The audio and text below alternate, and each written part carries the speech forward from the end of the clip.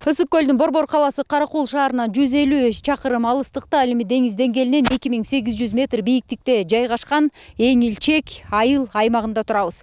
Эңилчек аймагы өз кезинде өзүнүн кең байлыгы вольфрам олово менен дүңгүрөп союзга таанымал болуп турган айылдардын бири эле. Бүгүнкү күндө бул айылда 43 түтүн эл жашап, чакан өзү менен өзү жамбаккан айылга айланган. Мына ушул айылдын буга чейинки тарыхы жана учурдагы абалы кандай, бүгүнкү көрсөтүүбүздө толугураак айтып бермекчибиз.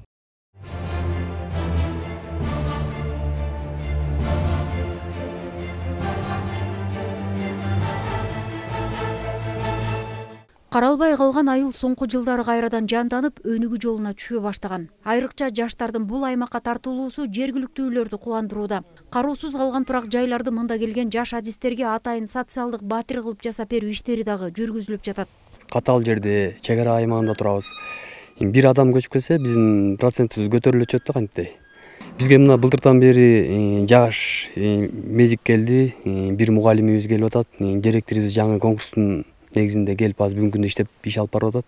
Ошо 3 семья көчүп келди. 3 семья уже биз үчүн чоң да. Жаш келип аткан адистерге мына бул жерде 4 соц квартира жасап атабыз бүгүнкү күндө. Бүтүп калышты. Бул чакан айылдык мектепте башталгыч класстын гана окуучулары билим алат. Алардын саны 23-тү түзүп, 7 мугалим эмгектенет. Агартуучулардын бардыгы жаш адистер. Калктын саны өскөнү мектеп, бала бакчага дагы суроо талап жогорулаган. Бизге ген фабрикалар ачылып жаткандыгына байланыштуу жумушчулар келип атат.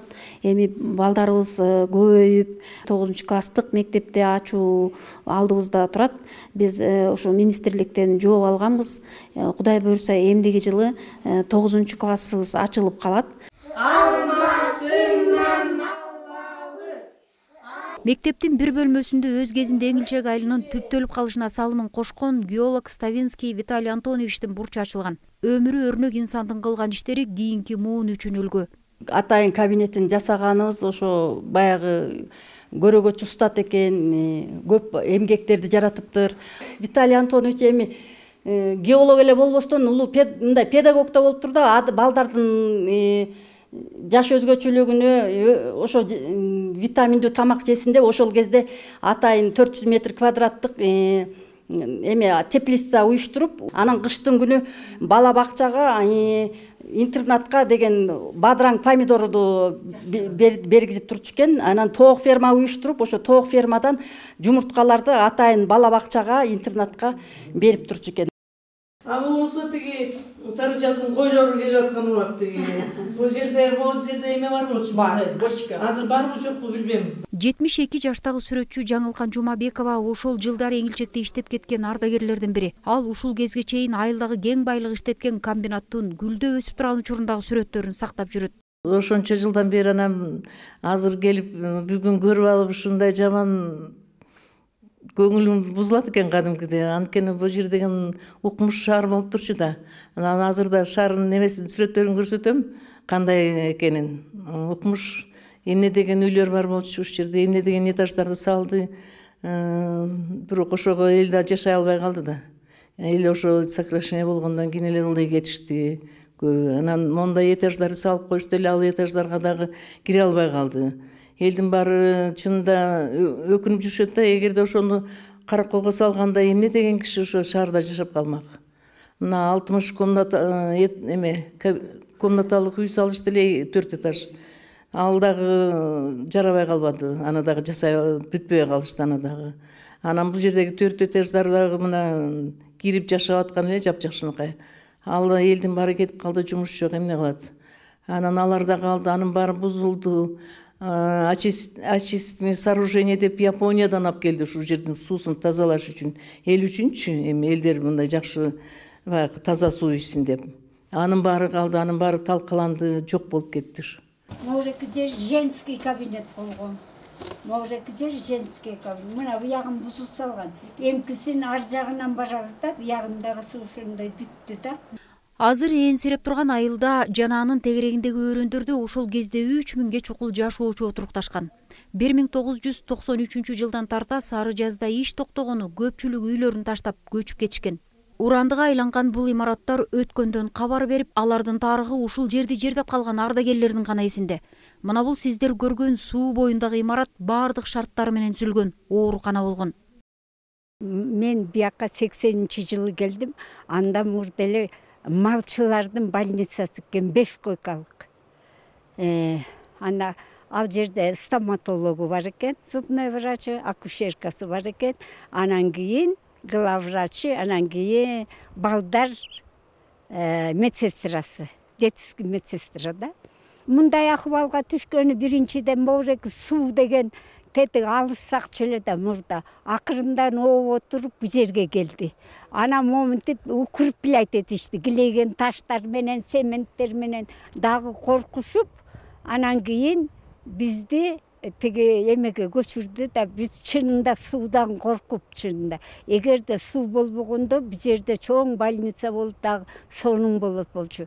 Анан кийин баягы совет өкмөтү да кулап кетти да, больницаны жок кылып, даже медицина жок кылып салган. Анан кайра 2002-жылы депутаттар кайра баягы тоо жылы болбодубу? Тоо жылында кантип тоодогу адамдарды биз медицинский обслуживание коюп коебуз деп кайра депутаттар жазып отуруп, анан кийин жарым ставкага фельдшерлик берген. Анан мен ошол жака фельдшер болуп бардым. Татаал, катаал климаты кескин түрдө өзгөргөн жерде мен 43 жыл иштедим, балдарым. Сары жаздагы кең байлыктарды аныктоо үчүн түзүлгөн экспедициялык чалгындоо иштери 1965-жылдары башталган. Ардагер Ташкенбай Акиев 1967-жылы бул өрөнгө студент кезинде тажрыйба топтого келген кезин эсине салат. Ошо келгенде бул жерде почти эчтеке жок болчу. Кургакта 4-5 үй бар болчу. Биринчи ошо жака курулган, Кургак партиясы башталган. Андан кийин Лисистиге ал убакта дагы азыркыдай эле вагон чөгөңдөнгөндөр 2 вагон чөгү бар болчу. Анан Кургакта штольнялар жүрө баштады, аларда бир топ үй болуп калган, семейныйларда жашап калган, профилакторий, мончо, тигилери курула баштаган. Тиякта Лисисти деген месторождение ачылды. Аган киши керек болду. Андан ар жагында Лисистидин ар жагында Шлиховой деген месторождение бар. Аган киши керек болду. Ошол кезде анан бул жерге центр кыла баштаган.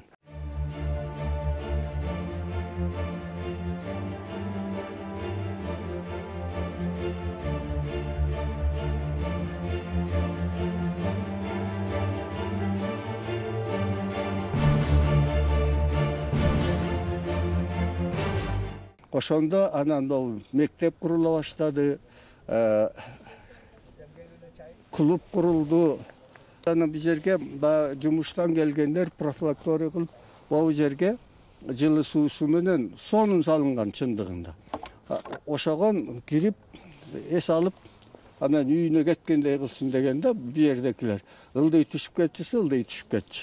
Бунун баары ал кезде советский закону күчтүү болчу. Борчтуларды кармашыбыз керек, техничканы да кармашыбыз керек. Бирөө ограбить этпесин деп охранниктер толтура болчу. Ошолорду биз кармай албай калып анан. Сары жаз өрөнү вольфрам, калай, кең байлыктарынын кору көп аймак. СССРдын курамындагы өлкөлөрдөн вольфрамдын кору көп болуп, Якутия менен дал ушул Сары жаз аймагы гана аныкталган. Бул аябай чоң месторождение болчу. Вольфрам менен оолобону анда союзго значение болчу. Бизде бар болчу, анан Якутияда да алмаз чыгып атат деп атпайбы? Ошонун жанында алардын дагы вольфрамы бар болчу. Ошол экөө эле берчү. Анан биз бергенибиз жок, биз бермек болчубуз да. Ошентип келдик. Андан кийин анан бөлүнгөндөн кийин бирок ал кезде деле бар болчу башка республикаларда. Бирок ал республикалар азыр өзүлөрү чыгарып атат. Ал кезде союз берчү эмес, сеники аз, давай чоң муну эметебиз, же болбосо экономический целесообразно деп эле чийип койчу. Мисалы кумтурду деле чийип койгон. Ошондо 600 тоннабыз бар десек деле. Азыр экономический целесообразно 4000 метрге кантип чыгабыз деп. Ошондой ал ошо замандын эмеси болсо керек, логикасы. Учурда бул кең байлыктарды өндүргөн 2 ишкана иштейт. Ишканалар ишке киргени айылда жумушсуздук да азайган. Болбосо Эңилчек айылынын тургундары мал чарбачылыгы менен гана алектенет. Бизде комбинат болгондо 2 фирма иштеп атат бүгүнкү күндө.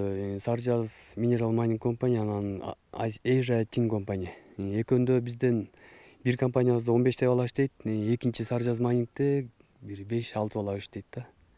Кыз келиндер бизден быйыл 1-2 кириштеди. Мындай жумуш орундары түзүлүп эле атат, жакшы эле болуп атат.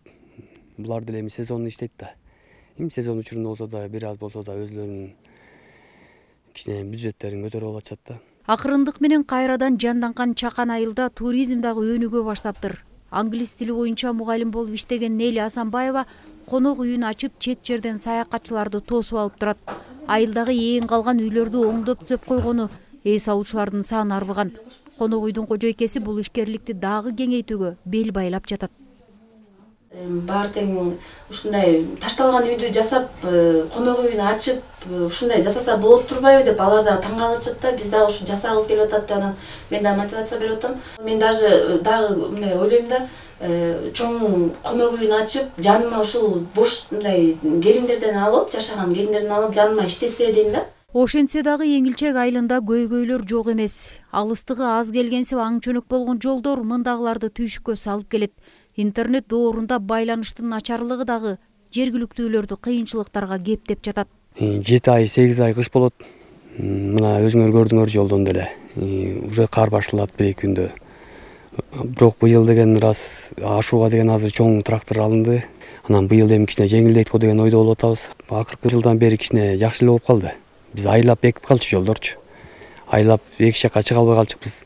Азыр ошка бар. Ошкабыз деле кичине начарыраак болуп атат. Бирок эми жоктон көрө жогору.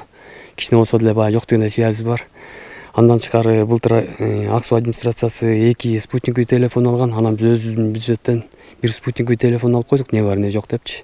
Акыркы жылдары туристтердин каттамы жанданкан айылдын жанында жер алдынан чыккан даарылык касиети бар ысык суу мында келгендердин кызыгуусун арттырууда.